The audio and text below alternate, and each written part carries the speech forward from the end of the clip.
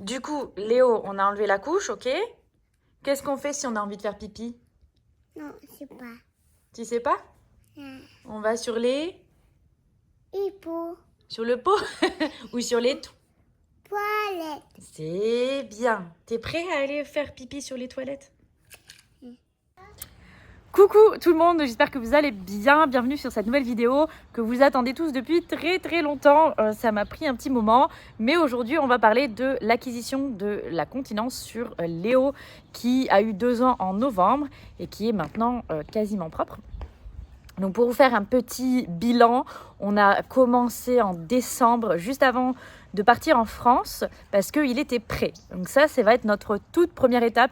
Et le point le plus important, c'est de s'assurer que l'enfant est prêt à aller aux toilettes de lui-même. Il est prêt à... Enfin, c'est surtout qu'il est prêt à se retenir, qu'il sait faire, que physiologiquement, c'est faisable. Je vous mets juste ici tous les signes qui montrent que l'enfant est prêt en termes physiologiques, je parle. Donc ça veut dire qu'il peut enlever les couches, il est capable de se retenir, il est capable d'aller jusqu'aux toilettes.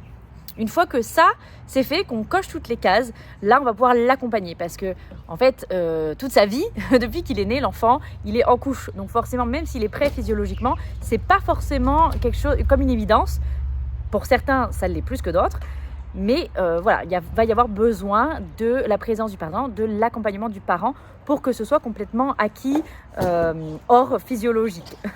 Parce que forcément, quand on a l'habitude de faire pipi et autres, n'importe quand, où on veut, quand on veut, il y a quand même cette petite transition à faire à maintenant je demande pour aller aux toilettes parce que à cet âge-là, quand ils sont 2 ans, c'est pas forcément évident d'enlever leurs pantalons, leurs culottes, etc. pour aller aux toilettes. Pour mes 2 garçons, on a suivi exactement la même méthode pour les accompagner parce que on la trouve hyper efficace et je sais pas, ça nous plaît. Cette méthode-là, je vais vous l'expliquer ici, mais je précise que c'est pas parce que cette méthode-là, on l'aime bien et pour nous, elle nous convient et qu'elle nous semble très bien, que c'est la meilleure méthode et encore moins la seule méthode qui existe sur Terre. Donc voilà, n'hésitez pas à vous renseigner si vous voulez faire différemment. Il n'y a pas de souci. C'est que nous, vraiment, ça a fonctionné et puis surtout que en fait, sinon, ça prend 3 plombes. Et celle-là, elle est rapide et efficace. Et au moins, comme ça, c'est fait et on n'a pas besoin de se prendre la tête pendant 10 ans et surtout, voilà, d'avoir des échecs à répétition. Donc, une fois que l'enfant est prêt, on va faire quelque chose en 3 phases. La première phase, ça va être tout simplement d'enlever complètement la couche. Donc le premier jour, on peut le faire sur 3 jours, mais nous souvent on le fait quand même plus sur 1 semaine parce qu'on ne veut pas non plus brusquer l'enfant, on ne veut pas le forcer, on veut être sûr que quand même son rythme soit respecté et qu'il ne soit pas paniqué. Donc cette première phase-là, on va tout simplement enlever la couche et on va laisser le bas du corps nu. Rien, on ne met rien, on le laisse tout nu. Parce que comme ça, si l'enfant a envie de faire pipi, déjà il va commencer à le sentir et ça va couler sur lui, il va se dire tiens, c'est plus dans la couche, là ça coule, voilà, il y a ce sentiment de ça va toucher son corps. Et donc forcément, il va le dire, il va se passer un truc. Et là, on va très gentiment l'accompagner. On va lui expliquer, tu vois, là, tu avais envie de faire pipi, c'est sorti. Donc maintenant, je vais t'accompagner aux toilettes. Tu vas finir aux toilettes. Et s'il a fini, c'est pas grave, on nettoie et on lui prévient. Mais écoute, la prochaine fois, si tu veux, on essaye de me le dire quand tu as envie et on va aux toilettes ensemble. Toujours beaucoup communiquer, accompagner l'enfant pour qu'il se sente vraiment rassuré dans tout le processus. Bien sûr, on ne laisse pas juste l'enfant cul nu et puis débrouille-toi. Ce qu'on va faire, c'est que comme l'enfant il commence tout juste, toutes les 20 minutes, à peu près 20 à 30 minutes grand max, on va lui proposer le pot ou les toilettes avec le réducteur. Si il fait, c'est très bien, on l'encourage, on lui dit voilà, maintenant, quand tu as envie, tu peux me le dire parce que tu vois, tu sais faire sur le pot. Et on peut créer des petits rituels aussi autour de ça, amener un petit livre, un petit jouet spécifique, le dire bye bye pipi si on tire la chasse d'eau, si on est aux toilettes. Voilà, tout ce que vous voulez, créer un petit monde rassurant et sympa pour l'enfant pour qu'il soit content en fait d'y aller et que ce soit vraiment un environnement positif pour lui. Par contre, si on l'amène et que là il ne fait pas, ça peut arriver, c'est pas grave. On le laisse faire, mais des fois il va rester qu'une milliseconde sur les toilettes où il va avoir à peine vouloir s'asseoir. C'est pas grave, surtout on ne le force jamais.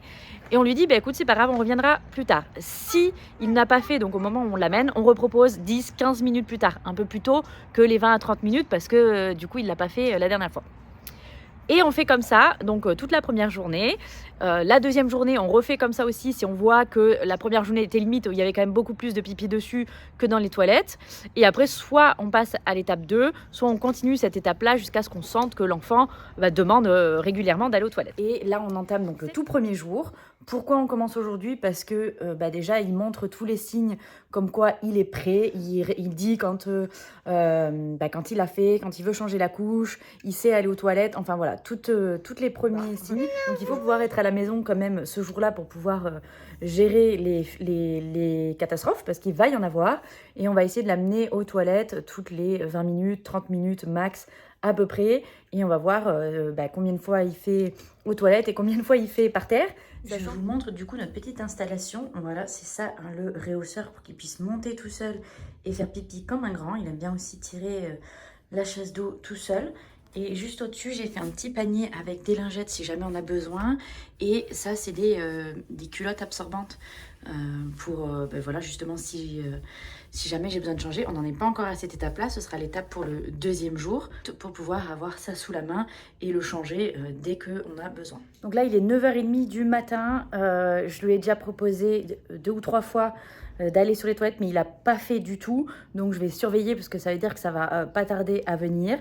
Donc on verra si il me le dit ou si je dois l'amener. Généralement, j'essaye donc de l'amener toutes les 30 minutes, mais s'il ne fait pas, j'y retourne 10-15 minutes après où je lui repropose pour être sûr qu'il n'a pas envie juste après, parce que des fois, c'est juste pas le bon moment.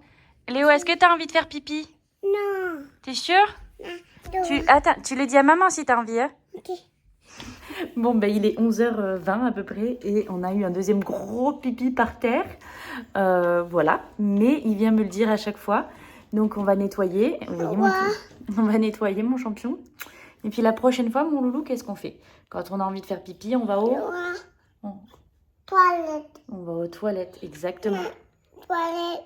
Voilà. Bon, du coup, on a installé notre circuit pour faire notre sport dehors. Et lui, on lui a mis un pantalon le temps qu'on est dehors, s'il voulait jouer dehors pendant qu'on fait notre sport. Et regardez ce que je vois. Donc je pense qu'il y a un petit échec, parce que du coup il est tout nu dessous. Encore une fois, pour toujours qu'il comprenne que voilà, s'il fait pipi, c'est mouillé. Donc voilà, je crois qu'il y a un autre pipi. Pourtant, il est que 11h30, donc ça fait seulement 10 minutes qu'il a fait son pipi par terre dans la maison. Toute une journée sans couche. Et résultat, il s'est fait pipi dans la culotte tout le temps. Il n'a pas été aux toilettes une seule fois. Mais bon, c'est la première fois. Donc, on va réitérer. On va bien lui réexpliquer. Il comprend, il le dit. Mais c'est toujours trop tard parce qu'il n'a pas l'habitude. Donc, on va voir si demain, c'est mieux déjà. Et on fera en fonction. Cette étape 2, ça va être tout simplement la même chose. Sauf que cette fois, on va mettre une culotte. Un slip. Peu importe. Là, ça peut être tout simplement un slip normal, classique, pour enfants, ou il y en a spécialement rembourré pour justement quand ils sont en apprentissage. Là, c'est au choix. Nous, on avait choisi le rembourré parce qu'en fait, c'est pas du tout comme une couche, parce que ça retient quand même un petit peu le pipi, ça évite qu'il y en ait partout, mais il y a la même sensation de mouiller. Donc, c'est comme s'il avait un slip normal, sauf que ça coule pas le long de sa jambe. Donc, c'est quand même un peu mieux pour nous, spécifiquement, plutôt que pour les enfants. Il y a un hélicoptère, je reviens. Hélicoptère. C'est quoi? Hélicoptère. Un hélicoptère? Ouais. Et donc, dans cette deuxième étape, on refait exactement la même chose, sauf que cette fois, il n'est pas tout nu, mais il a ce fameux slip ou culotte d'apprentissage. Et on refait exactement la même chose. On lui propose régulièrement. S'il fait, tant mieux. S'il ne fait pas, on repropose après. On continue exactement le même système, toujours en communiquant beaucoup autour. Et s'il y a des échecs, on lui dit « Ah bah tu vois, là, tu avais envie de faire pipi, tu ne me l'as pas dit. Est-ce que tu l'as senti? Est-ce que tu ne l'as pas senti? Est-ce que la prochaine fois, tu peux me prévenir? Comme ça, on va aux toilettes ensemble. » Et voilà, là, c'est pareil. Cette phase-là, elle peut durer sur plusieurs jours en fonction aussi du temps que vous avez. Si vous êtes à la maison, prenez le temps. Si c'est un enfant qui est gardé, qui va à la crèche ou chez la nounou, soit la nounou peut continuer le processus elle-même de son côté, soit elle ne peut pas. Et dans ce cas-là, je vous recommande vraiment de faire pendant des vacances ou si vous avez un long week-end juste avec votre enfant. Parce que sur 3 jours, je l'ai dit, nous on le fait sur plusieurs jours, mais sur 3 jours, ça peut être plié si vraiment vous vous y mettez à fond. Coucou, c'est le deuxième jour pour l'acquisition de la propreté ou de la continence, voilà. J'ai ma super tête d'après-réveil parce que il est 7h du matin et j'ai mon petit pétou ici qui du coup s'est réveillé à 7h et on est allé directement aux toilettes et au pot mais il n'a pas voulu faire. Il le dit, mais pour l'instant pas encore. Et donc pour ce deuxième jour, en fait, là pour l'instant il a juste son pantalon, mais pas de couche, rien. On le laisse juste en pantalon, mais tout nu dessus, pour encore une fois qu'il expérimente cet effet de mouillé qui est pas plaisant, et l'amener toujours sur les toilettes, toutes les 20-30 minutes toujours, pour voir combien de fois il fait à côté et s'il arrive à faire aux toilettes. Et puis après, on avisera en fonction de ça. Oui, attention, doucement. Allez, tu vides dans les toilettes, doucement. Bravo. Va tirer. Tu tires la chasse? Bye bye, Pissou. Bye bye, les bisous. Nono, il va t'aider. Bravo. Il a fait deux fois pipi sur le pot tout seul. Il enlève son pantalon. Il est super content. Il est trop fier. Il était avec la nounou ce matin, donc c'est elle qui a géré ça et elle a été super. Donc du coup, donc voilà, deuxième jour, ça se passe plutôt bien. On va voir comment ça évolue. Je vous tiendrai au courant de tout ça, bien sûr, tout au long de ce vlog. Oui. Ma bonne. Mon petit chaton, il a fait la sieste sans couche et il a fait pipi dans le petit pot en se réveillant. Chapeau l'artiste. Maman, toi. Moi, maman, elle nettoie le pot. Non. C'est Léo qui fait, doucement de ne pas le renverser. Allez, va aux toilettes, le vider. On va faire bye bye Pissou. Ok. Bon, du coup, là, on joue dehors. On fait du basket, du sport, tout ça. Donc, quand on est dehors, soit je prends le pot. Là, je l'ai oublié à l'intérieur, donc c'est pas très grave. Mais du coup, je lui dis qu'il me demande quand il a envie. Et on fait Pissou dans l'herbe. Comme ça, voilà, il n'y a pas de... On court aux toilettes et il vient de faire 2 fois Pissou dans l'herbe. Donc voilà, il a bien compris. Et son petit short de sport que je viens de lui mettre, il l'a pas du tout sali pour l'instant. Donc c'est quand même bien parti. Je pense que là, ça y est, ça commence à bien rentrer. Léo, qu'est-ce que tu viens de faire dans l'herbe là? Non, bisous, bisous. T'as fait un Pissou dans l'herbe? Et une fois qu'on a fait cette deuxième étape, alors généralement, cette deuxième étape, nous, on la fait vraiment que sur 1 ou 2 jours max, ça suffit, parce que c'est surtout la première étape qui est la plus longue. Et bien là, on va passer à la troisième étape, qui est tout à fait simple, c'est-à-dire que cette fois, on va l'habiller tout simplement normal, avec le slip ou la culotte d'apprentissage, pareil, et le pantalon. Et par contre, on continue le processus, c'est-à-dire que toutes les 30 minutes, on va proposer le toilette ou le pot. Donc on continue exactement le même système pendant cette phase-là et on l'accompagne au maximum. Pareil, s'il y a des échecs, on lui dit « Ah, ben qu'est-ce qui s'est passé ?» Parce que ça peut arriver qu'il y ait des échecs encore quelques temps. C'est un enfant qui va, à cet âge-là, ils sont pleins de vie, ils courent partout, ils font plein de choses et souvent, même s'ils savent qu'ils ont envie de faire pipi, ils vont pas forcément le dire parce qu'ils sont trop occupés ailleurs. Et c'est absolument normal et ce n'est pas grave. Surtout, on ne le gronde pas. On n'engueule pas un enfant qui n'a pas réussi parce que déjà d'une, c'est pas de sa faute. Il est en plein apprentissage et ça risque de le bloquer et ça risque de lui faire peur et après qu'il y ait de plus en plus de problèmes par la suite. Donc voilà, troisième étape, on le propose régulièrement. Bien sûr qu'il y a des soucis et on reste en fait à cette étape-là jusqu'à ce que ce soit complètement fini. Ça peut arriver que du coup, pour le pipi, ce soit complètement acquis comme pour Léo, mais que pour la grosse commission, ce soit plus compliqué. Donc là, comment on fait ? Eh bien, tout simplement, dans ce cas-là, on propose 2 choses. On lui dit, il sait, il est prêt, physiologiquement parlant. Donc, il sait quand il va avoir envie. Donc, au tout départ, on va surveiller. On va rester très proche de l'enfant pour surveiller quand il va avoir des signes de pousser, des signes qu'il a envie, parce qu'il aura peut-être peur de le dire. Et dans ces cas-là, on propose 2 solutions. Soit il a peur d'aller sur le toilette et on le rassure, on essaye de l'amener, soit tout simplement on lui propose de remettre la couche au moment où il a envie. Souvent, certains enfants, c'est pas ça, mais certains enfants, ils sont très réguliers au niveau des selles. Donc dans ce cas-là, c'est facile. Si on sait qu'à certaines heures, ça va être le moment, on lui remet la couche à ce moment-là, on lui explique pourquoi, et quand il est prêt, on l'amène aux toilettes. Pour ceux qui sont moins réguliers, là, il faudra vraiment surveiller, et dès qu'on voit les premiers signes de poussée, hop, direction les toilettes. Et il va falloir beaucoup d'accompagnement, et c'est pas grave s'il n'y arrive pas, on lui propose, ok, tu as peur, remets la couche, va faire ton caca où tu veux, et quand tu seras prêt, on enlèvera la couche pour cette étape-là. En tout cas, nous, c'est comme ça qu'on procède. Léo est encore en phase de les deux, un coup toilette, un coup merci pour me rendre ma chaussure, un coup couche pour la grosse commission. Et c'est ok, on l'accompagne.